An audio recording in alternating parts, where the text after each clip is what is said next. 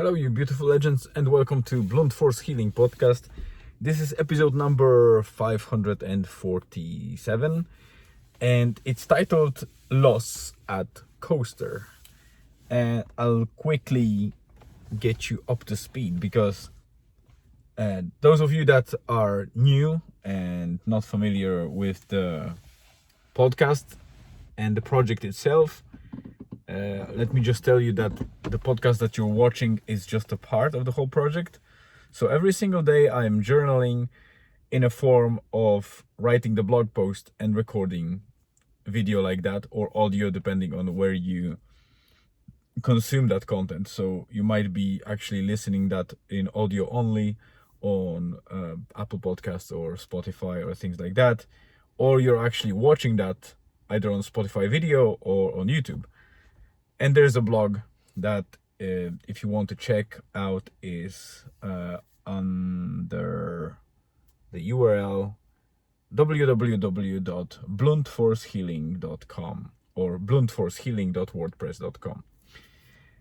And there you can actually consume that in a more central point, because the blog post is always structured in a way that there's a intro paragraph, then that video or audio, if you're listening, is embedded into the post, so you can watch it in a single place, and then you can continue reading the rest of the blog post. So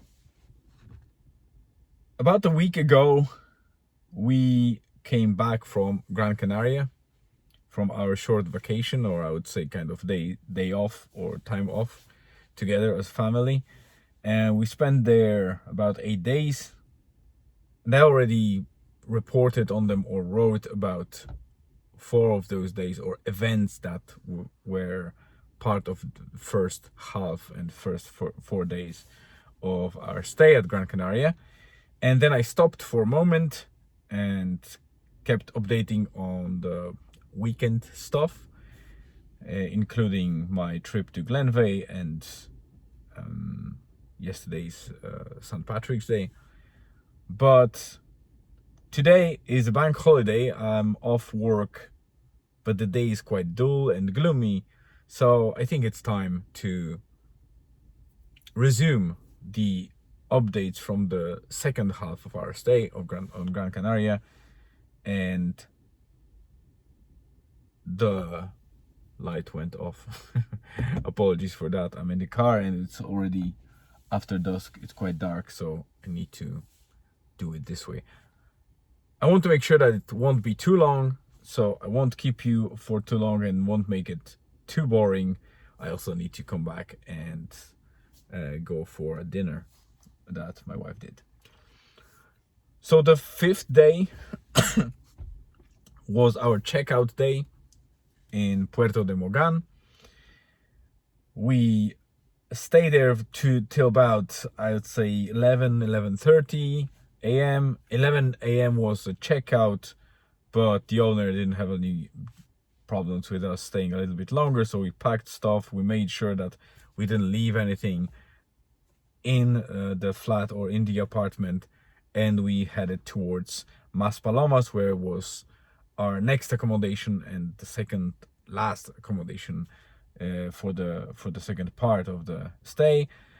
Along the way, I needed to top up the petrol or the gas because the car stopped showing me the range left, so I wasn't sure how much I will actually consume until Maspalomas, and I didn't want us to be stuck on a highway, so I decided to quit motorway to the nearby village. I think it's called Arguinegin. It was quite busy and packed. It was a very high traffic, but we eventually made it to gas station and refueled and went back to the highway and continued towards Maspalomas. The fun fact was that I was so happy that the refuel was very inexpensive, because here in Ireland at the moment we are paying about €1.75 per liter of petrol or diesel. Obviously it fluctuates a little bit, couple of cents up or down depending on the area, but in general I would say 175 is quite the average. You might get to 172 here in Donegal or 173 per liter, which is quite expensive, especially in comparison to Gran Canaria. I paid in a quite expensive gas station in Arguineguín 129.99 or 129.9 or whatever, 130, let's say 130 per liter, which is a difference of roughly 45 cents per liter. That's €4.50 per 10 liters. And if you consider that I topped up probably about 35 to 40 liters, that's almost €20 difference in comparison to Ireland. That's huge. That's like almost second refuel for free, which was quite surprising. But then I read that Gran Canaria has a separate tax system, so they are considered tax haven for corporations. And just to give you a perspective, even though Gran Canaria is considered Spanish territory, they have separate tax system that is approved by European Union. And Ireland is tax haven, where the corporations have corporate tax of, I think, 12.5%. Gran Canaria has 4. Yeah, literally 4% corporate tax. So you can imagine it's a huge kind of nudge or incentive for corporations to invest. And you can see that, like touristic industry, the manufacturing as well, a lot of markets and shopping centers. There's a lot of stuff in there for a small island and the fairly small population as well. So we went to Maspalomas. I showed the guys the new accommodation because they didn't know how it will look. I'm not sure if they were surprised or happy. I don't think my wife was super happy, but I rented bungalow in a small estate of bungalows secured by the fencing, and it was a very quiet place with a kind of common pool area, which was very clean and nicely kept. The whole estate was very nice. The bungalows were just a single kind of level with all the amenities like kitchen, laundry and whatever. So everything was there, but I don't think it immediately felt like something nice for my wife. Eventually she got used to it and learned to appreciate it or like it.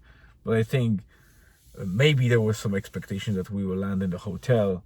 But on the other side, I know that she doesn't like the hotels either, because if you're in the hotel, you have no flexibility of, let's say, making your own meals or making laundry. You need to pay, and usually hotels charge you a lot for a single items of clothing to be washed.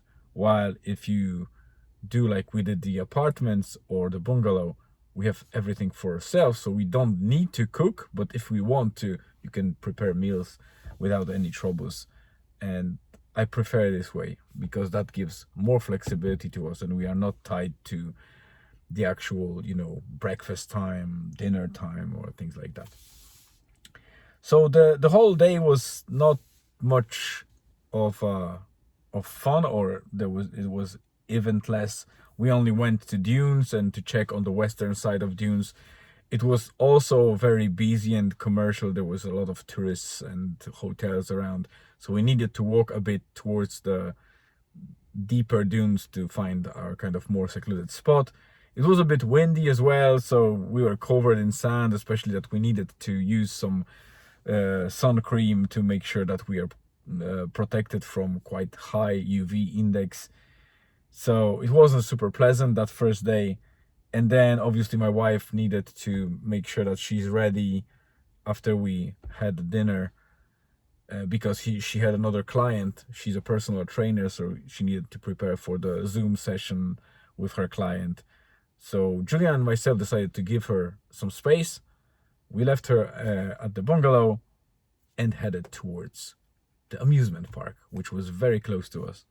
And that's the loss on the coaster, which is the title of today's post. So Julian really wanted to go on a roller coaster. He never been on a roller coaster. I was on the roller coaster, not many, I think 1 or 2, but I know that it's not my favorite thing, to say the least. But you know, it was Julian. I do a lot of things that are uncomfortable for me, just for him, because I want to have those experiences with him and make sure that, you know, I have something to remember and he has something to remember once he grows up. So we went for a roller coaster, and it was a very short ride. It was probably, I don't know, maybe 30 seconds or something like that. But after a while, I saw Julian doing something like that. And I thought that he hit his head because he was scared and he didn't want to look. But it turned out that he lost consciousness for a couple of seconds. So he basically fainted. He was off and out for a short moment in time. And he was shocked as well, because when we came out, he was at the same time laughing, but he was so scared because not only the roller coaster was one scary thing for him, then he was terrified that he fainted. And he was actually even drooling slightly from his face, and he couldn't believe that he just lost consciousness, and he wasn't aware of that until he woke up. And I was like, well, that's the reality, that's how it works. So yeah, it was a funny experience. And the amusement park was organized in a way that you didn't pay per activity, you just paid one fixed price, went into the area where the amusement park was, and you could go on anything at any time, as many times as you want until you left. So the rides were shorter and the activities were shorter, but you could rotate a lot, and depending on availability, you could do a single thing all the time. And we tried a couple of activities. I think the most fun we had on bumper cars, but then there was like XD experience where you just sat in the chairs that were kind of shaking and moving and vibrating. And we had 3D glasses. We had like a theater where we could immerse ourselves in a pre-made, I think there were 4 different rides, or it was like a plane, like a adventure plane. Then there was some roller coaster on like the Western type of, you know, coal mine wagon going around the tracks and kind of falling into the caves. There was something like out of Star Wars type of race in the futuristic vehicles and something else.